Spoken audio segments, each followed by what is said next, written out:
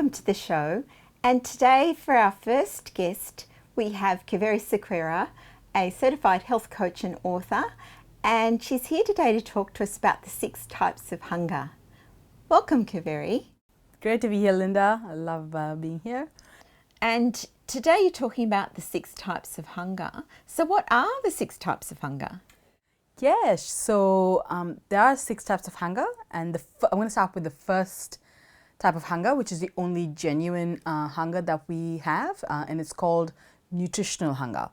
We've evolved to have, when you're hunting and gathering, we've evolved to go with the seasons of the year, and nature has different foods in different seasons, and therefore we would get a wide variety of fruit and vegetables and meat in our diets. So we've been evolved to go and try and get that variety in our hunger, in our diet, so we can actually meet that hunger. Unfortunately, these days when we go and look at our shopping carts, we buy the same thing week in and week out. We need to get more variety of natural foods into our trolleys, so we can actually have that variety hunger met. So that is the third type of hunger. The fourth type of hunger, which I to talk about, is the emotional hunger, and that is where when we are feeling sad or angry or stressed, and God knows we've had a lot of things to feel that way about, we generally turn to food as an answer, as a coping mechanism. Now, that is actually not a genuine hunger, right? It is actually, we're trying to cope with our feelings and our emotions at that point in time. And I used to struggle with that as well. Like, if I was missing my mom, I would want to go and eat a chocolate chip cookie, prior to doing this. And when I looked at that, at my mindset of why I was doing it, I was actually wanting love. I was associating love as a feeling to that food. But what would have been a better idea is to actually give her a call and talk to her, because that's the real emotion. So we have to be aware of that emotional hunger, which is not a genuine hunger, but it's something we do as a habit. The fifth type of hunger is low blood sugar hunger. And this is something that we have because we have, I don't know about you, but for most people around 3 o'clock, you have that, cravings that they need to just have something. And that's caused by low blood sugar hunger, because we have a lot of low quality foods which has got high refined sugar in it. And that causes, sugary foods cause a lot of blood sugar spikes. And when that goes slightly low, we think we're hungry, but it's actually because of the diet. So that's something to be aware of. And the sixth type of hunger is empty stomach hunger. Now, we were born in feast and famine times, when we evolved. So we were kind of used to, our stomachs kind of used to shrinking and expanding when we found food, basically. The empty stomach hunger is to get us really to get motivated as a survival strategy, to give us some signs so we can go and hunt and give us some motivation to go and hunt for food, which is essentially, it's quite dangerous to go hunting, right? Because you could get killed. So the trigger we get is, you're hungry, go find some food. But it's not actually, the empty stomach hunger we're talking about is not genuine hunger, because right now we eat 3 meals a day. We don't have to go hunt for our food. We're not doing enough activity, and we're still eating a lot of food. So it's not genuinely, if our stomach growls, it's not the first time. It doesn't mean that our stomach is truly empty. It's the digestive system just kind of clearing up, and doing some work during the minimum rest time. So just be aware that, are you truly hungry? Because you don't have to eat the first time you get a signal from the stomach, because it could be just your digestive system processing the food that you ate for your last meal. So those are the 6 types of hunger. And why is it important to actually know about these types of hunger? Absolutely. So I guess education is really important, right? Because when you know about these 6, just by being aware of the 6, you're going to think, okay, am I really feeling emotional? Am I feeling sad? Maybe I should, try and drink a glass of water instead, or go for a walk, or actually try and meet the emotion that is bothering you, or question, am I just thirsty here, or do I have a lot of refined, like I'm having food with a lot of refined sugar in it. So it's just being aware of that really helps. I mean, I've got a story that I can share of a person who constantly used to emotionally binge. She's like in her 30s. She just went through she went through a really difficult life event, and her way of coping at the end of the day was drinking, a couple of glasses of wine in the evening. And that was what she would go to once she realized that it's not actually it's a processed food, and it's going to cause, the next day she would have headaches. She wasn't actually dealing with the grief of what she was going through.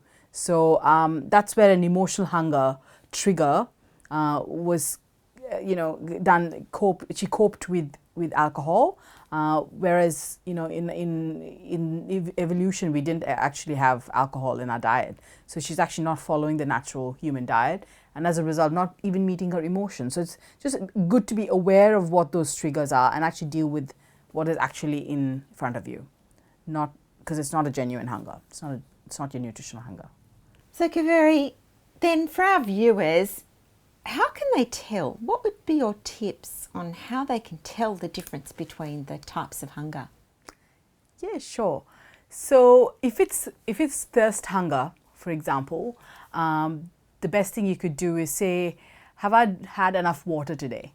And then maybe just go and drink a glass of water. Like we should be having 7 to 8 glasses of water a day to be fully hydrated. So that would be a great thing to do. Check if you're really hungry, or is it just that I'm thirsty. So that's a good way to, and then if you have a glass of water and you stop feeling hungry, then you get your answer. The next thing you could do is look at your diet and say, am I having a lot of low quality sugars in my diet? Because that's probably what's causing the blood sugar to spike. So my recommendation is to have a lot more fruit and vegetable in your diet so you get your natural sugars. So that's one thing you could do. The other thing you could do is, just be generally more active in the day. Especially that's really useful for emotional hunger. Like do your 10,000 steps a day, because that'll definitely help you feel better about yourself, have better emotions and mental clarity, and that definitely helps with your mental health and emotional health as well. Mindfulness practices like meditation and deep breathing, breath is a very important part as well. We all need air, so definitely more of that, because you might find that if you have an emotion and you get triggered, a good thing to do would be do 10 deep breaths and then let it out and drink a glass of water and say, I'll take a 10-minute walk and come back, and you might find that you're not hungry for that particular thing again. You actually feel good about yourself because you've not eaten something and then get into that guilty way of thinking, and then that's self-sabotage, and that doesn't help you. Thank you for that, Kaveri. And for more information on Kaveri and the 6 different types of hunger, then please go to her webpage on our website, healthwellbeingandlifestyle.com.au. And now we'll go to break and be back after with our next guest.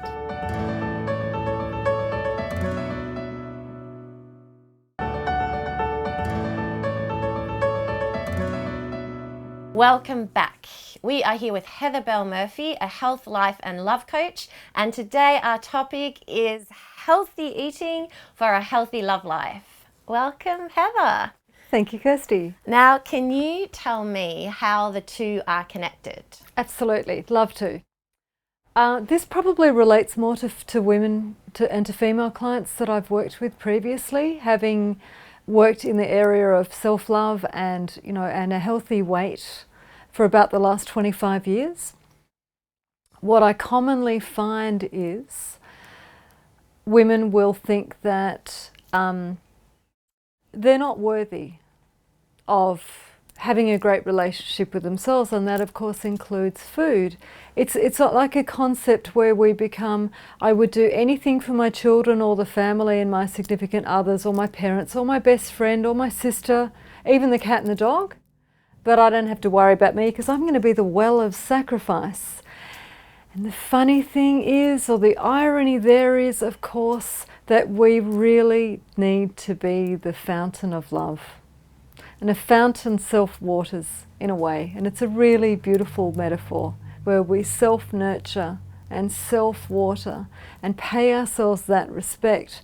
And this is what I really find with women and working with women in the dating sense as well, is that we need to first love and respect ourselves. Now this is a bit of the paradigm that we're in, that we've been in for the last couple of thousands of years, where we're seen as the other. And so we're not seen as the queen anymore, and we don't treat ourselves as the queen. Now, part of the whole picture about loving ourselves first and being worthy and respecting ourselves is that we look after ourselves. And into that whole puzzle is going to be the puzzle and the pieces of the puzzle around food, choosing healthy foods in healthy amounts and consuming, healthy portion sizes. And that will fit into our picture of how we look after ourselves. And then a funny thing to consider is, do we really want to take perhaps bad habits that we may have picked up when we were younger and our metabolisms are a bit faster? Are those habits going to serve us going into our greater selves? Because we're only 20 for 5 minutes, let's face it. The majority of our healthy life is going to be around fitting in with families and, working healthily at a career. That's the big part. The teenage fun years and the 20s, they don't last forever. Let's look at those future selves that we're going to take into most likely, say, committed long-term relationships. And so it's a really great thing to be thinking about the healthy habits that you adopt then. Heather, what is healthy eating? You're probably aware that diet has changed and nutritional advice has changed a great deal in the last, say, 25 years. Now that's because in the last 20 years, with the rise of quantum medicine, science and research into nutrition can now look at the subcellular level. So now we have a much better understanding of how things like sugar and fats are metabolized in our actual cells themselves. So that's had a massive consequence for those high carb diets of the 90s, to which I was a victim of. So back in the day, I had a lot of grains. We now know that a high grain diet is quite inflammation making. I was always hungry because it was upsetting my blood sugar levels. So I don't instruct clients to eliminate carbs, of course, but carbs and grains in my diet is a much less of a feature than once upon a time, and it's also going to depend on body type. But as a rule of thumb, if we can stick to things like, I like to say to clients, think of your stomach as being 3 fist sizes. So if you eat that much at a time, you're reserving a third of your stomach to actually move the food around and to digest it. So, that's a smallish portion size for a lot of people, and it does shock people. Now, of course, if you've got a big day or, you're running a marathon, that's obviously going to change. But we know overall people are consuming too much food, and they're often consuming the wrong types, which means not eating food that comes with a skin. It tends to come out of a packet. And everything pretty much that comes in a packet has been altered and interfered with, and it's had added, generally sugar or fat added to it. And so that's a thing to watch, instead of eating food in its natural state, in the right quantities, at the right time, in the right way. Do you have any tips for our audience? I do. A lot has changed from that eating that where people have to eat 3 square meals a day. I would say find a mentor, even if that's via social media, that you would like to emulate. Obviously though, just be aware of keeping it real. We've all seen the social influencers who were sort of about 20, and it's very easy to look fabulous when you're in your 20s. So look for somebody who's perhaps around your age group. your kind of body shape, you know, because of course we all know there are examples where women are trying to starve themselves into shapes or, you know, impossible kind of supermodel kind of things, you know. And then we also realise that no matter how much, for example, Jennifer Aniston works out, you know, she still wears a lot of makeup, has a lot of spray tan, and then there's photoshopping that goes into that as well. So find somebody, perhaps your age group, your kind of body type, but then also somebody that you may wish to look like or emulate, that carries you into your best future self, by obviously adopting better habits and making healthier choices. Thank you, Heather. That was fantastic.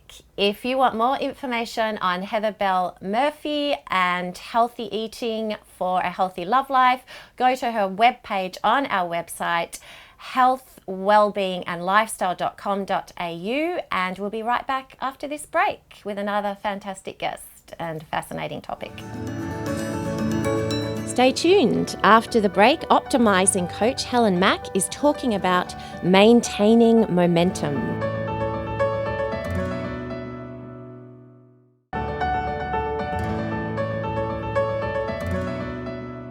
Welcome back. And next we have Helen Mack back with us for the third in her series about optimizing outcomes. And today it's about maintaining momentum.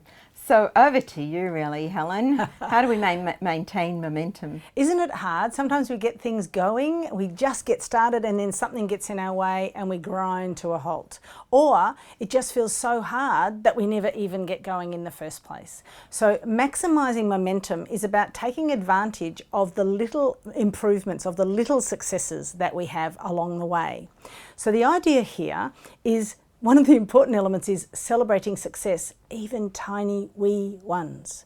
Often we wait to celebrate until a big thing has happened, until we've achieved something wonderful and marvelous, and it just gets so hard to keep going, because the good goals, the big goals that we achieve during our lives, whether that be a community goal, a family goal, a health goal, a wealth goal, whatever, they're not going to happen overnight. The big ones take time and effort.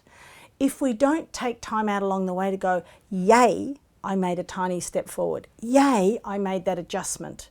If we don't celebrate along the way, then it can very much feel like a grind. So maximizing momentum is partially about celebrating the baby steps along the way and not waiting until the end for the big party. As you and I know, sometimes goals change. If you wait till the end, you might not get to the end that you thought it was going to be. You might have had a detour and end up in a completely different outcome in terms of what you want to be able to celebrate. So as a very small example, I got married in isolation. So we had all kinds of plans for this fabulous wedding ceremony that we were going to have, and it ended up being me and my beautiful new husband and 8 friends in a library at his farm. It was wonderful. But if we had only chosen to celebrate the big event, then we wouldn't have been celebrating the little wins along the way, the little pieces of the puzzle that fell in. The fact that my dress arrived 48 hours before the wedding, that was a celebration. So all of those little pieces kept us going at a time when sometimes it felt really, really hard. We need to make sure that we're recognising our efforts and the efforts of others in our team, our crew, our family, our group. Recognising other people's efforts can also help our momentum build and grow. It can even be, because I was just tuned into that, I kind of heard a lot of this stuff, and then I thought, what really clicked with me was something like, and I'm sure you use this, is like giving yourself a treat when you get to a certain stage, or really celebrating it in a way that is important for you. And what you've said there is perfect. What's important to you. So what you might use to celebrate and what someone else might use to celebrate can be two completely different things. And I think we also have an unfortunate habit of deciding that we're going to celebrate with big stuff. So as an example, I'm a reader, I love reading, and so a treat could be just spending an hour with a book, curled up in a corner, or it could be going and buying a book, whether that be online or wandering to a bookshop. One of my very good friends and business partners, what he does is when he's achieved a small goal that he wants to celebrate, he takes himself off to the movies. He has 3 young children. He goes to the movies to watch a U-Butte, boys kind of adventure flick, no children, popcorn, relax, do nothing for a couple of hours, and then comes out refreshed and ready to take the next step. So there's no rules about what the celebration has to be. No, that's wonderful. It just is what boosts your optimism, isn't Correct. it? What makes you feel good, yeah. Great. How we can maintain an optimistic attitude, especially, I mean, there's always changes happening in life. We always have the things evolving, as you've been sharing in previous segments. And how can we maintain that? So when we're looking at maintaining momentum, the optimistic attitude is clearly part of it. We need to be able to roll with the punches. We need to deal with the ups and downs. I think if life was just flat and everything was the same all the time, it would be quite boring. But we do have to deal with peaks and troughs. We have to deal with detours and obstacles. And to maintain momentum, we have to do two things simultaneously. We have to keep our eye on the prize. So we have to keep one eye, if you like, on the ultimate goal, and keep checking that we're still on path for that, or has the detour taken us somewhere we like? And then the second piece is that we need to keep an eye on the road ahead of us. Is there a dirty great big hole? Do we need to detour? Are there things that we need to adjust so that we don't have too many troughs? Because sometimes the troughs that we fall in are of our own making. Sometimes we need to make sure that we don't fall into those troughs. But if we do, that's okay. We're allowed to pick ourselves up, dust ourselves off, and take the next step. Such a thing as too much of a good thing, too much momentum about going forward? Yeah, I think sometimes if we're changing too fast or taking on too many new things, our system goes into shock. And so too much momentum, too much change can be exhausting. So it's great to really get yourself going, but make sure that you're monitoring your energy levels. Make sure that you are filling yourself up both with food and water, like the general, nutrition type things, but also with hanging out with good people, putting in some positive or affirming information into your head, making sure that you're not spending time with people who are naysayers about your goal. So too much momentum can be exhausting, and if we get too fast, we sometimes just need to go, okay, I just need a time out. Sometimes too much momentum will take us past the point where we should have made an adjustment, and when we end up at the other end of the road, we'll go, this isn't quite where I want it to be. And easy to go off course then, I suppose, and go off on the path and suddenly realise that that's not really good feeling for me. That's right. If we go back to our questions from last time, just checking in with the why. Why was I doing this in the first place is a good way to check. And from years ago, I remember going to a training around goal setting in the business, in the corporate kind of sense, and they said it's all very good to be climbing the ladder, but every now and then you have to make sure that it's leaning up against the right wall. Thank you, Helen. And we'll finish the show now on that. And for more information on Helen Mack and optimising outcomes and maintaining your momentum, then please go to her webpage on our website, healthwellbeingandlifestyle.com.au. And we'll be back with Helen next time talking about how to maintain an optimistic mindset. If you'd like to know more about our show, please like our Facebook page and subscribe to our YouTube channel.